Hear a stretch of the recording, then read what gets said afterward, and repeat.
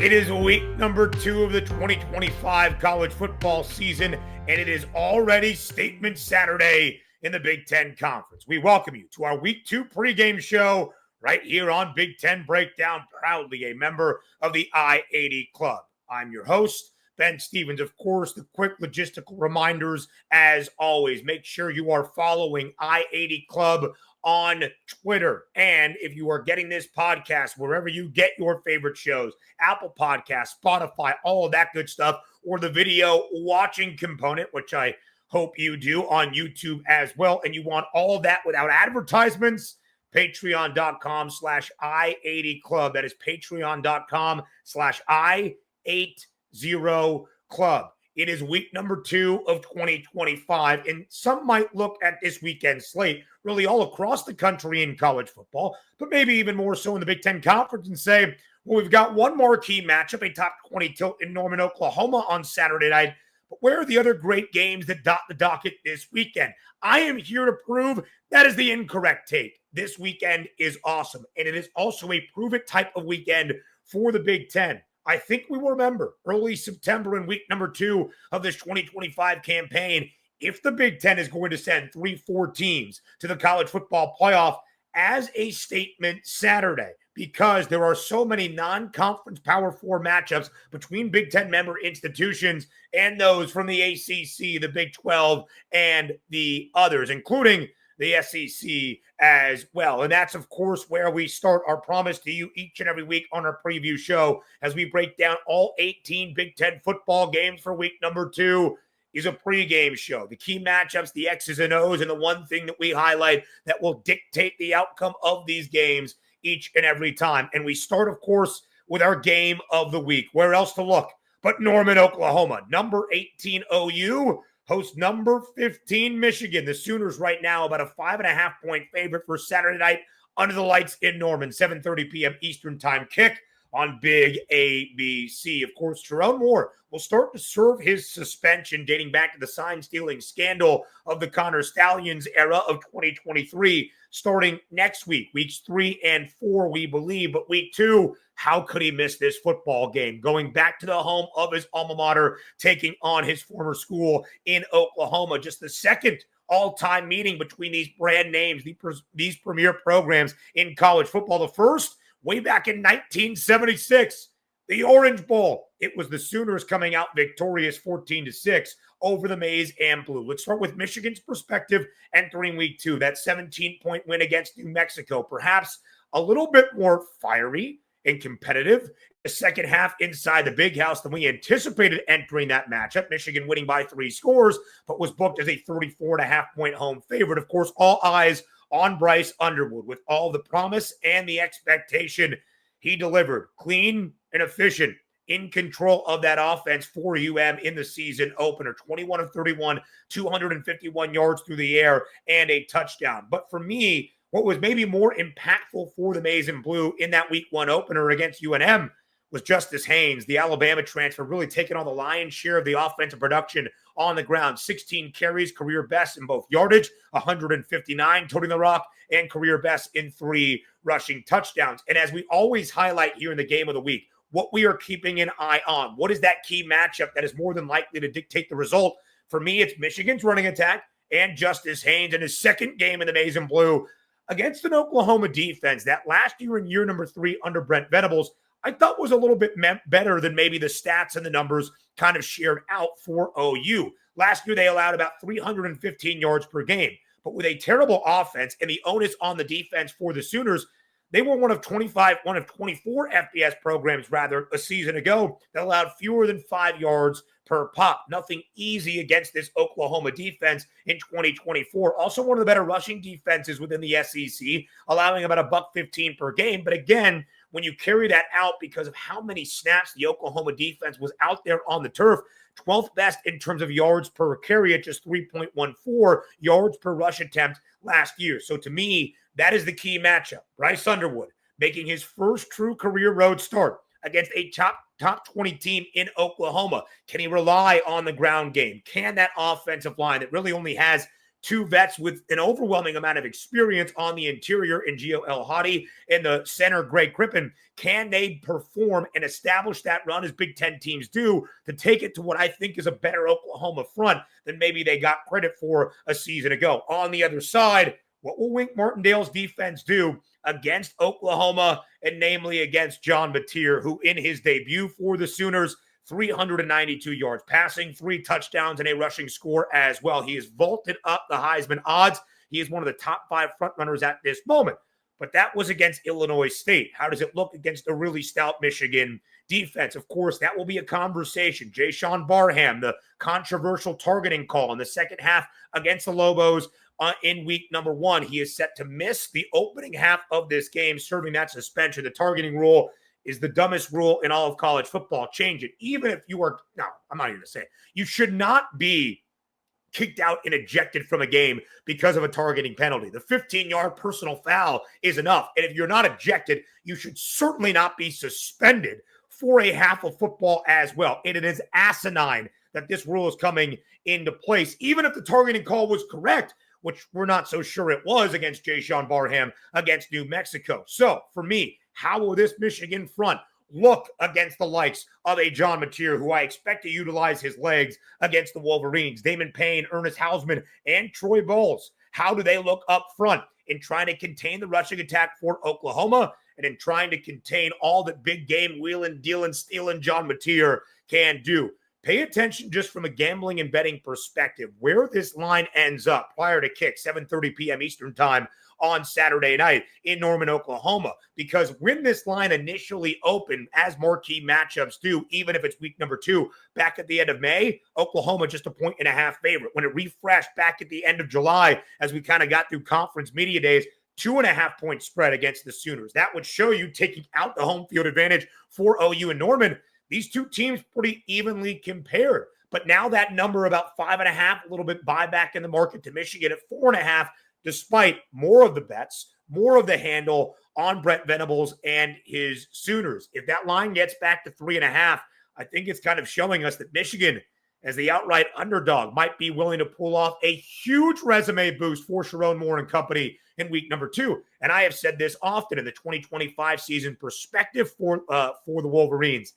Michigan's Big Ten slate, so much easier than anybody else in the conference. UM's schedule, not all that difficult. Michigan playing just 2 ranked teams in the preseason, including these OU Sooners and now the number 1 team in the country in Ohio State. This is a game that if Michigan gets, the path becomes even clearer, even crystal clear, dare I say, to reach a college football playoff, because I think it should be at bare minimum 9 wins this year for the Wolverines. And I'm not even necessarily counting this as one of the 9. You get this one, 10-2 is certainly in play for the Maize and Blue, and a return to the college football playoff as well in 2025. It is Statement Saturday in the Big Ten Conference. Of course, Big Ten versus SEC, top 20 matchup in Norman, Oklahoma, with premier programs battling it out. That is always going to be our game of the week. That is always going to be the highlight, not just the Big Ten slate this weekend, but every single thing that we have in FBS college football in week number 2. But there are so many good games also on this Saturday slate, in a time for the Big Ten to prove, hey, we're the home of the reigning 2 national champs. Hey, we sent more schools than any other conference to the first ever 12-team college football playoff, with 4 last year in Oregon, Ohio State, Penn State, and Indiana. We are not just top heavy. We are a deep and balanced conference that will be sending 4 schools to any version of the college football playoff from here on out. And if you do so, even if it's not these teams reaching the CFP, you are trying to show the strength of one Power 4 league against another, those direct head-to-head matchups. So here we go. It is Statement Saturday, week number 2 in the Big Ten. And we start with number 11, Illinois, on the road in Durham, inside Wallace Wade against Duke. It is a 2.5 point spread in favor of the Illini. The total stands at 49.5. It's a noon Eastern time kick on ESPN. I have said often that if Illinois wants to be a 10-win team for a second consecutive season, if Illinois wants to reach the college football playoff, which is the outlook that I have set for Brett Bielema and what I think is realistic in 2025, this is a game you must have. Not only will it get you to 10 wins, but it's your non-conference matchup against a Power 4 foe on the road. What a notch in the resume belt, how this would look on the overall docket for the Illini all year, I think very favorably. So let's start with Duke. 9-win team from a season ago. Opened up their season against Elon, an FCS foe, and they looked pretty good, just like Illinois did against the FCS foe in Western Illinois. And of course, when you start with the Blue Devils, it's Manny Diaz defensively, but it's Darian Mensah, the Tulane transfer, who was highly, highly touted in that transfer portal this offseason and looked really good against the Phoenix, 389 yards and 3 touchdowns. Again, that's not going to blow the doors off anybody to do that against FCS competition, but that's what you're supposed to do. That's what's expected, and that's how you build upon it against bigger competition. So for me, key matchup in this game is focusing on pressuring Darian Mensah, who can escape the pocket, has some of that mobility, but Duke's offensive line last year, one of the best in college football, only allowing 12 sacks. 4 of those full-time 5 starters from a season ago up front for the Blue Devils are back this year. Can guys like Gabe Akis get after the quarterback? He was relentless against the Leathernecks. 2 sacks, multiple tackles for losses, forcing a fumble as well. But can we see some of the other guys like Gentle Hunt and Tomiwa Duo Leia? Yes, I believe that's right. Laia. Tomiwa Duro Laie. Let me do that again for Illinois. Tomiwa Duro Laie. Now we got it. Tomiwa Duro Laie. Can these guys up front for the Fighting Illini and for Aaron Henry's defense really deliver against a stout Duke front? They did. Both Duro Laie and Gentle Hunt. What a name for a pass rusher, by the way. Gentle Hunt. 4 tackles in the season opener against Western Illinois. Bringing some of that for the Illini is going to be crucial against this Duke side. And this game has a line that maybe would surprise some people. Illinois on the road should be a favorite. I think Illinois is far better than Duke, or at least I think Illinois is a 10-win team and Duke probably caps out at 8. I would probably say Illinois should be a 5.5, 6-point favorite on a neutral field. This is only 2.5 in favor of Illinois because of that home field advantage in Durham. So I take this one step further. I am not going to be surprised. In fact, I think we can anticipate a single-score game here between the Fighting Illini and the Blue Devils. And if that's going to be the case, I'm going to trust in Luke Altmaier. 5 game-winning drives in the final minute of the fourth quarter and or overtime in his 2+ years now as the starter for Illinois, dating back to the start of 2023. That is the most game-winning drives in the final minute of the fourth or overtime among active FBS quarterbacks. If we get to that moment, and I believe we will early on Saturday afternoon against the Blue Devils, you have to trust Illinois and you have to trust Luke Altmaier. I do. I think Illinois wins. I think it's a single-score game, but I think it's a huge notch on the resume for the Illini. As we continue Statement Saturday in the Big Ten, man, we love rivalries, and we love the Cy-Hawk Trophy game between Iowa State and Iowa. Iowa State now after a perfect 2-0 start, the Dublin debut in a victory against Big 12 foe in Kansas State, and then hammering South Dakota last week in Ames. Again, as expected, but winning 55-7 in a spot that some thought the Clones might be a little bit sleepy coming back from abroad. Rocco Beck was sensational in that matchup. 19 of 20, just alone incompletion, 278 yards, 3 touchdowns, 5 TDs to 0 interceptions for Beck so far this year at the helm of this Iowa State offense, where we had some questions, some changes up front along that O-line, and of course his top pass catchers on the outside, and Jaden Higgins and Jalen Noel now playing together for the Houston Texans. Rocco Beck has been sensational for Iowa State. They're up to number 16 in the country. So inside Jack Trice, it's the 2025 edition of the Cy-Hawk Trophy game. It's the Cyclones and the Hawkeyes, the 3.5-point spread in favor of Iowa State. Noon Eastern time kick on Fox. Anytime you talk Cy-Hawk, you got to start with the over-under. It's 41.5. It is the highest total for the Cy-Hawk Trophy game dating back to 2021.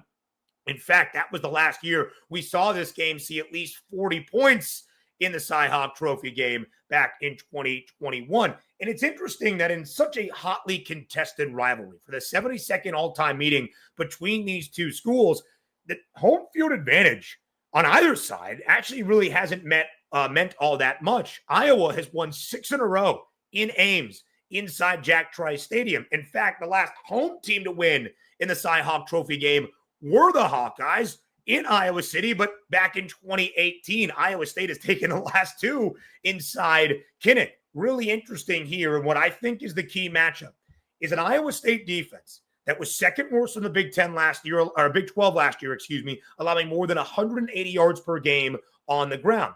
And last week for Iowa, as we highlight the consistency of Rocco Becht and how great he has been early in 2025, as we shared in our post-game show from week number 1, certainly not that for Mark Gronowski in his Iowa debut. Just 8 of 15, 44 yards, a touchdown. He said that he had some of those pregame jitters in his first start at the FBS level, despite all the accolades at South Dakota State, and he was tentative throwing the football. Now he wants that confidence, that bravado to let it rip, and I think he must if Iowa is going to play spoiler on the road. But what I love about Tim Lester's system is the pro-style heavy ground game that we have seen in his 1 year plus now as Iowa's offensive coordinator. Last year, Iowa averaged more than 197 rushing yards per game. It was the first time since 1960 the Hawks led the Big Ten in rushing yardage, and I get it was against Albany to give Kirk Ferentz his 205th career win, matching Woody Hayes for most all time among Big Ten football head coaches. But there were 310 rushing yards for Iowa. If Mark Gronowski was a little bit shaky, the ground game was anything but behind what I believe is the best, if not one of the best offensive lines in all the Big Ten Conference. But it wasn't the guys we expected to really lead the production in the backfield. As we saw, Kamari Moulton, injured early, set to miss this game against Iowa State. Jazian Patterson, the guy with the second most experience in replacing Caleb Johnson, just 7 carries for 47 yards. It was the true freshman from Ohio in Xavier Williams, or Indiana, 11 rushes, 122 yards, and a touchdown. And Terrell Washington Jr., 15 carries for 69 yards. Gronowski did find a rushing score as well. So for me, that key matchup that will determine the 2025 outcome of the Cy-Hawk Trophy game is Iowa establishing the run against the Cyclones' rushing defense that has faced K-State, who didn't really run it all that well, and of course, South Dakota last week. Iowa, I think, is the best rushing offense that the Cyclones have seen so far in 2025, and that will be a key indicator to me who wins this game inside Jack Trice on Saturday. Quick water break. Statement Saturday continues in the Big Ten Conference for week number 2 of 2025. Thank you for joining us here on Big Ten Breakdown. The next one we go to is inside Eugene in Autzen Stadium. It's the 6th-ranked team in the country, the Oregon Ducks, taking on Oklahoma State. Now, this game not nearly as close as we anticipate for Illinois Duke, or, of course, the rivalry game between Iowa State and Iowa. Oregon now a 29.5-point favorite, north of 4 touchdowns with a total of 57.5. But it's a power conference opponent on the other side in Oklahoma State. 3:30 p.m. Eastern time, airing on CBS. We have seen a war of words this week between our two head coaches. Mike Gundy fired the first shot, basically calling out Oregon's spending and all the money they have to invest in their football program. Dan Lanning responded, saying, well, I have nothing but respect for Mike Gundy, but if you want to be a top 10 college football program, which the Ducks are, you have to invest in winning. And that is what they do in Eugene. And then an unreal bar talking about money. Some save money for an excuse for why they don't win. That's what Dan Lanning had to say in this war of words. And I think it provides some extra motivation for Oregon. Oklahoma State new defensive coordinator, familiar name in college football, in Todd Grantham. They played UT Martin in their opener. They won 27-7. They had a couple of issues with the quarterback spot. Haas Haney, who got the start, he's injured, out for an indefinite amount of time. Zane Flores, the Gretna, Nebraska native, kind of takes the reins as that starting quarterback. And they only won 27-7 against the FCS foe in UT Martin. They only allowed a touchdown, fine. But this was a Pokes defense last year that was one of the worst at the power conference level, one of the worst in all of college football. They allowed more than 500 yards per game, second most in the FBS. They allowed 35.6 points per game. That was bottom 10 in FBS college football. Oregon just plated 59 against Montana State. Sure, an FCS foe, but an FCS runner-up from a year ago. And they looked really efficient in doing so, with Will Stein giving the reins offensively to Dante Moore, 18 of 23, 213 yards, and 3 touchdowns. So for me, the staple of this game, just how many points is Oregon going to score? Because of the offense that can score 40 basically on anybody in college football. Certainly a bad defense in Oklahoma State that has to prove a lot more to me than from what we have seen so far. led by Will Stein offensively, if Dante Moore is going. And of course, with the added motivation, we know what Dan Lanning does with a little bit extra juice. We play for wins. They play for clicks. People save money so they have an excuse for why they don't win. I think Oregon names their number. Their team total 42.5 inside Autzen on Saturday afternoon.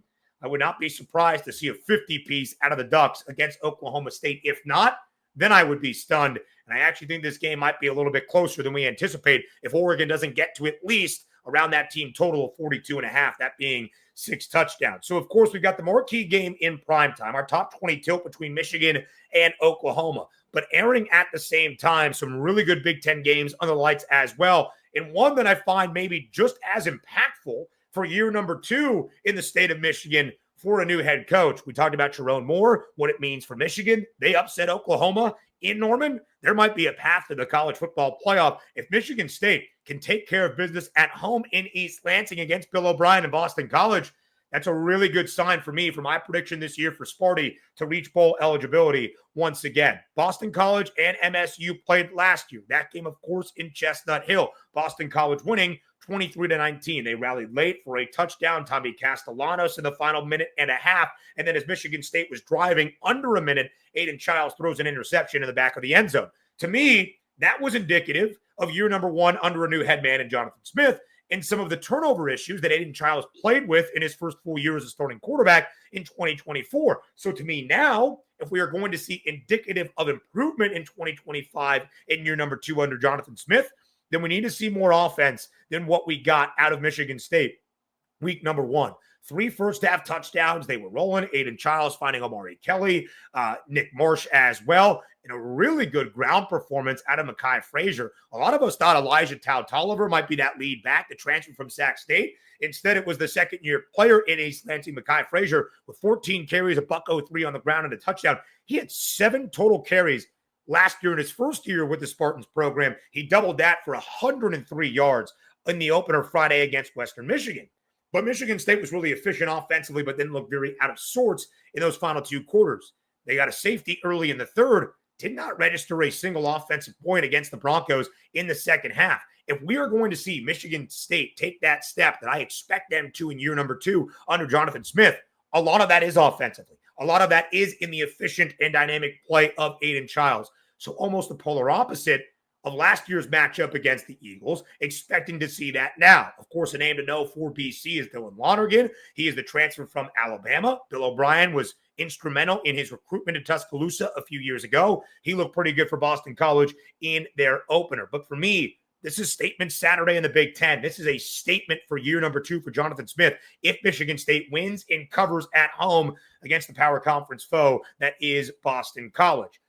Now, statement Saturday might not be good things as a whole, because one of the most disappointing performances, in fact, I would say the worst performance of week number 1 for a Big Ten school, was UCLA getting absolutely hammered in the Rose Bowl by former Pac-12 foe in Utah. UCLA, still a road favorite heading to Allegiant Stadium in Las Vegas, now to take on UNLV. Not power conference competition in the Rebs, but one of the best group of 5 programs. And with how Boise State looked in their opener against USF, might there be an opening, perhaps, for the Runnin' Rebs to make a move in the Mountain West? They have played in the Mountain West title game each of the previous 2 years. Of course, when you look at UCLA as a 2.5-point favorite in Las Vegas against UNLV on Saturday night, 8 p.m. Eastern time on CBS Sports Network, total 53.5, you have to start where everything is going to start this year for the Bruins. That's with quarterback Nico Iamaleava. 11 of 22, a $136, a touchdown, and an interception in his Bruins debut.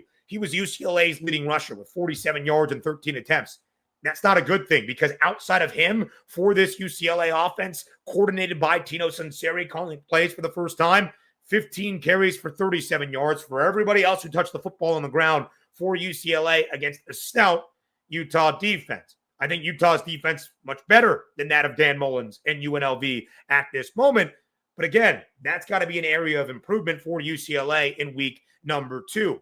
We saw in week number 1, the Rebs take on FCS foe Idaho State. They were trailing early in the 4th quarter. They rallied. We saw both quarterbacks, the Michigan transfer Alex Orji and the Virginia transfer and Anthony Calandria, who is a highlight reel, either good or bad, every time he is playing the quarterback position. Well, last week against Sam Houston State, Dan Mullen only throwing Anthony Calandria out there. 19 of 23, 249 yards, 2 touchdowns, one of those incompletions, an interception. UNLV has scored at least 20 points in 24 consecutive regular season games, second longest streak in FBS college football, only behind Memphis. UCLA allowed a Utah team whose offense was stagnant, porous last year, obviously very new, with Devin Dampier and his OC from New Mexico, Jason Beck, now running the show in Salt Lake. But they allowed a Utah team who had not scored 40-plus points since the beginning of the 2023 season to put up 43 against them in their house. Can UCLA stifle what I believe is a really good offensive attack for UNLV? Dan Mullen, still one of the best offensive minds in college football. I know UCLA is the favorite. Based on what I have seen, based on my question marks for the Bruins entering this year, based on the concerns I still have around Nico playing quarterback, I kind of think UNLV wins this game outright. Let's talk about some Friday night games, a doubleheader in the Big Ten after Statement Saturday. And of course, game of the week, Michigan-Oklahoma, apart in large for Statement Saturday. But Statement Saturday around the Big Ten, it's a really good one. We've got those games. Let's just recap them real quick. Illinois on the road at Duke. Iowa on the road at Iowa State. The Cy-Hawk Trophy game for the 72nd all-time meeting. I expect Oregon to hammer Oklahoma State. Name its number. Big day on Saturday night inside Spartan Stadium for Michigan State. 4.5-point home favorite against Boston College. And then UCLA on the road in Sin City as an ever so slight favorite. Not sure I agree against UNLV. Those, I would say, are the 5 most important games for the Big Ten this weekend. And it can be a statement if Big Ten teams post a winning record against our other Power 4 competition. It will be something that carries the day throughout the season.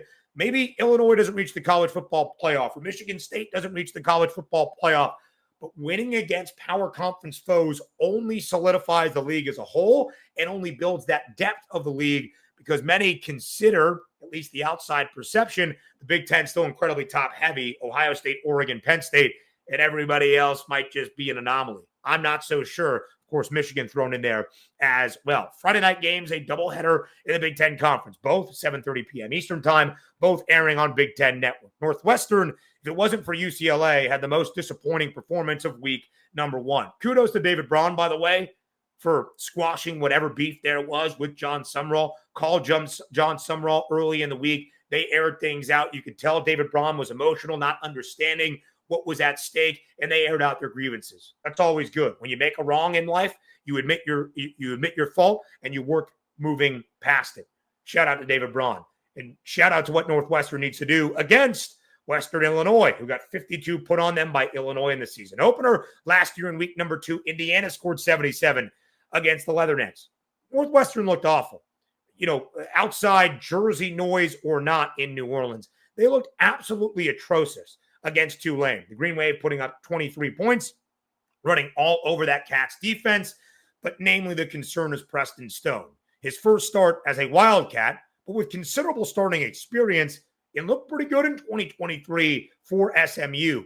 He had 4 interceptions against the Green Wave in the Big Easy in week number 1. Zach Lujan is that offensive coordinator for Northwestern, now entering year number 2. He was highly touted, highly coveted, coming from South Dakota State and working with guys like Mark Gronowski to lead them to national championships and look creative and innovative in his offensive scheme. Considering the week 1 opener, adding that into play, 13 total games now for Lujan as the offensive coordinator in Evanston.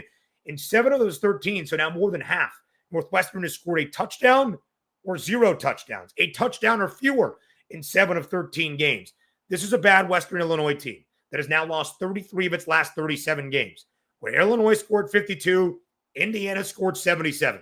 Northwestern has to get off the schneid. Give me 35, 42 points as they debut on a Friday night on the shores of Lake Michigan, of course, at Martin Stadium. Go out, post a big number. Maryland takes on Northern Illinois.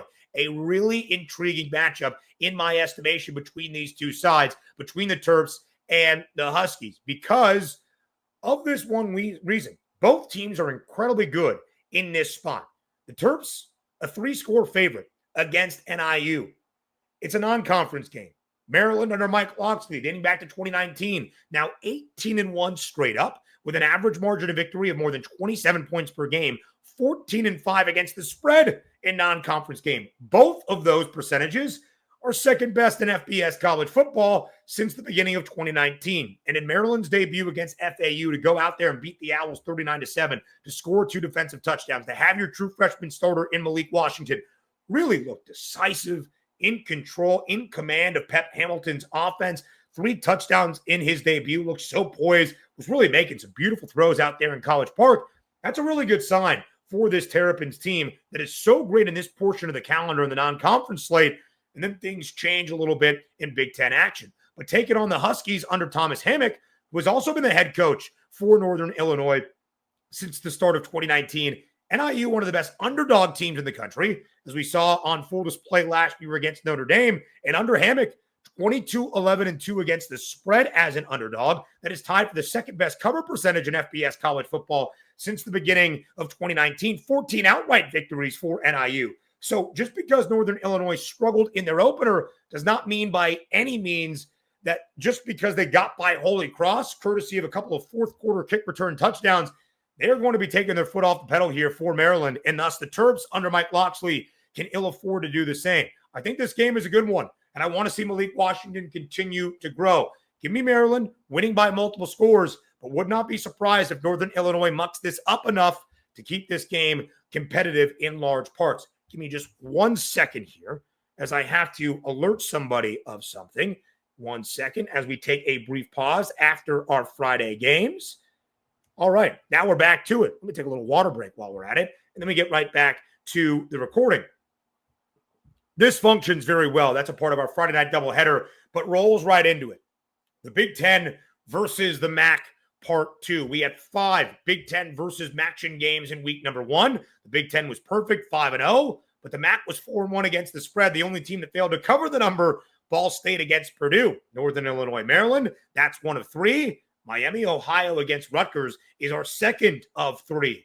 And it's a really good game. The Scarlet Knights, a 15.5-point favorite, taking on Miami of Ohio in Piscataway Saturday afternoon, 3:30 p.m. Eastern Time kick. Rutgers survived last week against another MAC foe in Ohio, winning 34-31. A late Jay Patel field goal in the fourth quarter, helping them out. Parker Navarro, who led the Bobcats to a win over the Red Hawks in last year's MAC championship game, did throw for 3 touchdowns. Miami, though, was blanked on the other side against Wisconsin. DeQuan Finn, a goose egg against that Badgers defense. So that's what I want to see out of Rutgers, who allowed 31 points to Ohio last week. Can the defense step up? Rob Smith, back for his 3rd stint at Rutgers under Greg Schiano. He has worked with Schiano in 4 different places, including in Piscataway. Defense has to look better. They had so much returning talent defensively last year, not nearly as much this year. Can we have guys like DJ Jabome lead the way for this Rutgers side? That will be important to see. Our 3rd and final Big Ten versus MACtion game. Part 2 for week number 2 is Akron heading to Memorial Stadium against Nebraska. The home debut in front of the Sea of Red in Lincoln. 7:30 p.m. Eastern Time, prime time under the lights. The red balloons will be released into the night sky and be released quickly. And I know they only do it once. Often. That, I think, is the story for Nebraska, booked as a 5-touchdown home favorite against the Zips. Listen, Akron's one of the worst teams in the MAC. Kent State's probably going to have that honor. Akron is the 2nd worst. They have won a total of 10 games in the last 4 years. This is a game that you go out there and you name your number. You score. If the question for Dylan Raiola against Cincinnati was not taking advantage, if the offense failed to have the explosive that we expect out of a Dana Holgerson-led offensive unit, of which the new OC in Lincoln bemoaned after that opening game against Cincinnati, failing to take advantage of some of those opportunities, then here you go out and do it. 42, 49, 56 points against this Zip side. That's what I want to see. I thought Raiola was pretty good, 33 of 42, 243, 2 touchdowns. But now we want to see a 300-yard passing game, 350-plus. Emmett Johnson establishing that run against this Akron side. And on the other, John Butler in Nebraska containing a rushing attack. And Brendan Sorsby, the quarterback for the Bearcats, kind of lit them up in that week 1 opener inside Arrowhead. Nebraska's a 5-touchdown home favorite against the Zips of Akron. Go out there and cover that number and win big. No 1-score games this time around for a 2nd consecutive week to start 2025. Next up, we have should be big wins Again, we start with Penn State. Again, we're not going to know much about the Nittany Lions and that overall forecast of the number 2 team in the country of being a true national championship contender until the end of this month of September when they have a bye week into a game against Oregon. Because the non-con schedule, not difficult. Nevada, Florida International this week, and of course, an FCS foe in Villanova to end out their 3 non-conference games. Penn State, once again, 42.5-point favorite inside Beaver Stadium on Saturday, noon Eastern time kick on Big Ten Network. Everything was good for Penn State in the opener. Nevada scored with less than 30 seconds left to have their first touchdown of the game to allow the Wolfpack to cover when they were down 46-3 as a 42.5-point favorite. In covering margins, that's what Penn State does. Under James Franklin, they have covered in nearly 59% of their games as a favorite, even when the expectation is this lofty. So I don't think Penn State is in any danger against FIU. But what I want to see out of Penn State and Andy Kotelnicki is the offense start to tune it up a little bit more on the ground. They didn't need much from everybody offensively. Drew Aller was great, incredibly efficient. Katron Allen, though, just 8 carries, 43 yards, and a touch. Nick Singleton, 8 carries, 19 yards, and 2 touchdowns. I want to see the ground game get established, 250 plus, and these 2 lead backs for Penn State really carrying the water. But I will say about Nick Singleton, very much in the Saquon Barkley mold. 4 receptions, 37 yards. Look for Singleton more so than Katron Allen as that receiver out of the backfield. But you had Kyron Hudson and Trevor Pena, kind of those 2 big transfer portal receivers, lead the way for Penn State.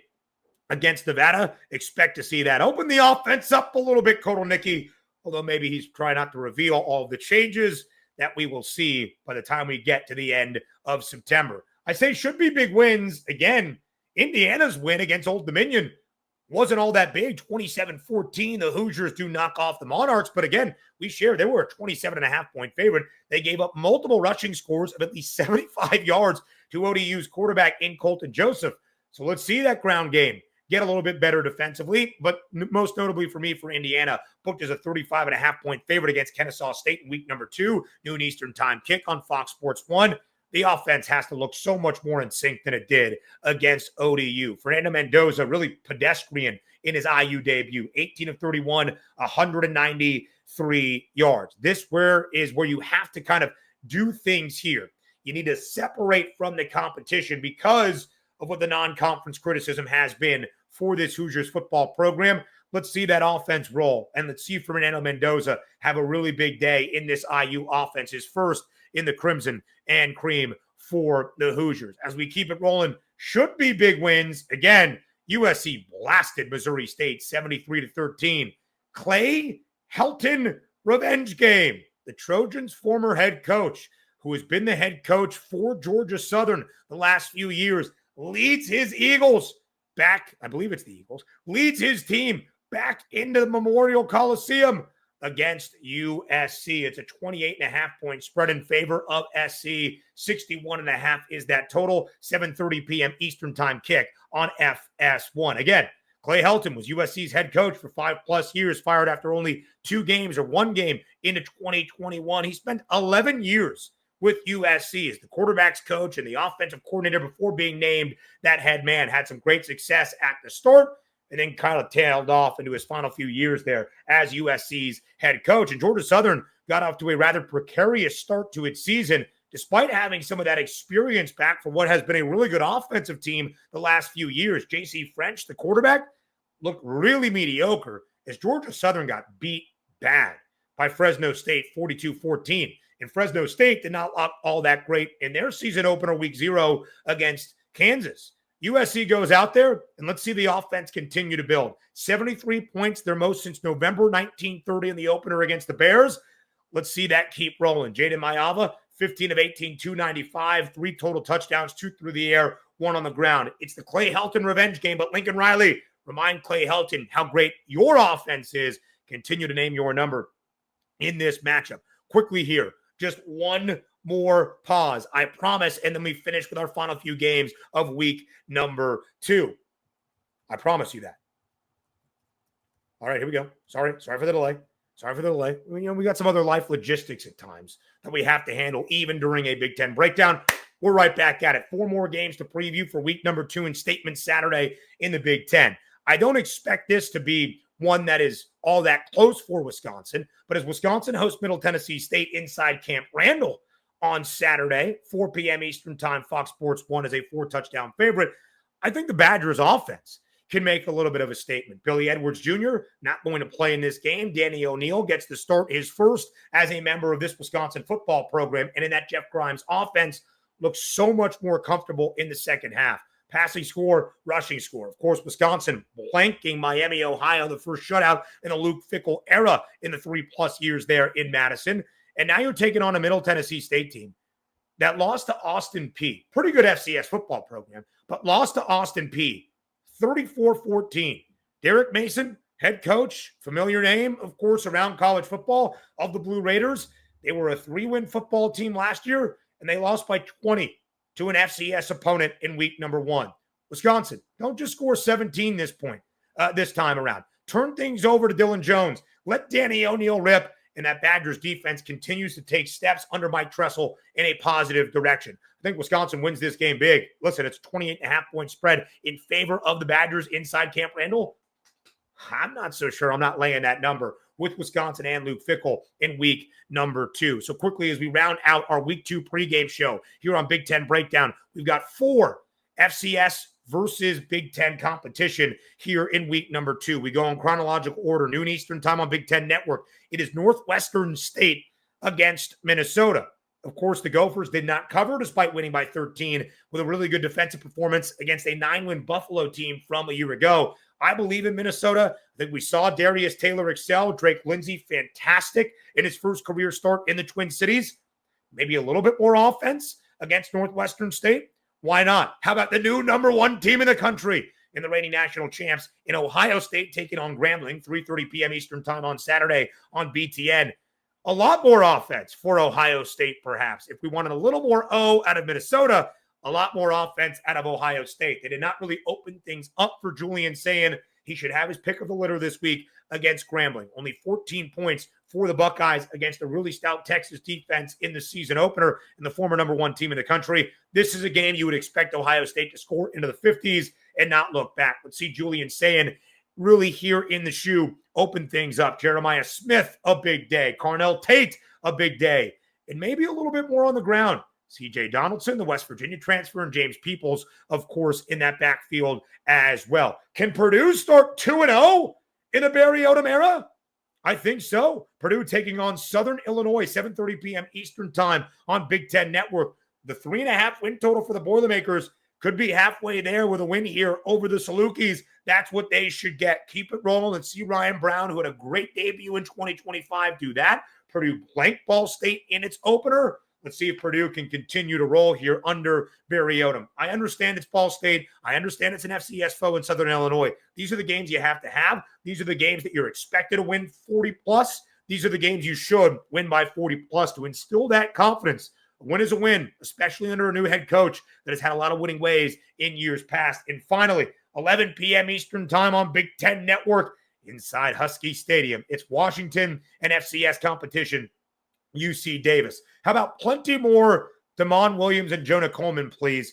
Maybe one of the best rushing tandems of quarterback, running back in the Big Ten this year. 245 yards on the ground against Colorado State. Jonah Coleman, $177 and multiple scores. Damon Williams, also really solid for that UW rushing attack as well. The offense is going to carry the way for this Washington side. Don't forget, they were tied midway through the third quarter at 21 apiece against CSU in the week 1 opener. Do not think they will have any issue here against UC Davis, but keep the foot on the gas and score a ton of points. And let's see that ground game of Damon Williams and Jonah Coleman continue to excel. That does it for our week 2 pregame show here on Big Ten Breakdown, previewing all 18 Big Ten matchups. And what I am coining, I'm not the only one to say this, for the week 2 of the 2025 college football season slate, Statement Saturday in the Big Ten. Again, the 5 big games, those 5 marquee matchups highlighted by our top 25 tilt in Norman, Oklahoma, and Michigan. If the Wolverines win, the path is crystal clear to a 10-win season, perhaps, and a college football playoff spot. Illinois on the road to Duke. Iowa on the road in the rivalry game against Iowa State. Michigan State at home, a slight favorite against Boston College. Incredibly important to start off year number 2 under Jonathan Smith in a really impressive way. And we expect Oregon to lay the wood on Oklahoma State, especially with some niceties, shall we say, exchange between the two head coaches, Mike Gundy and Dan Lanning. Again, get this wherever you get your podcast. Make sure you are watching the show. I hope you are on YouTube and patreon.com, I-80. That is I-80 Club for all of this great content all across the I-80 Club. Josh and Jack's work with Nebraska football, what we have at Volleyball State as well. Make sure you are paying attention to everything that we are doing here. It is the Week 2 pregame show. You are now ready for Statement Saturday in the Big Ten Conference and week number 2 of the 2025 season. I'll end with this quick programming note, and I'm going to whisper this because nobody else is supposed to know. I have to attend a friend's wedding in Wisconsin this weekend. I know, fall wedding. Oh, terrible, but I'm in the wedding. So there's not going to be a post-game show. This will be our only weekend without a post-game show. We'll find some way to carry on the reactions here, of course, on Big Ten Breakdown. I'm Ben Stevens. Thanks for watching, as always. Get ready for Statement Saturday in the Big Ten.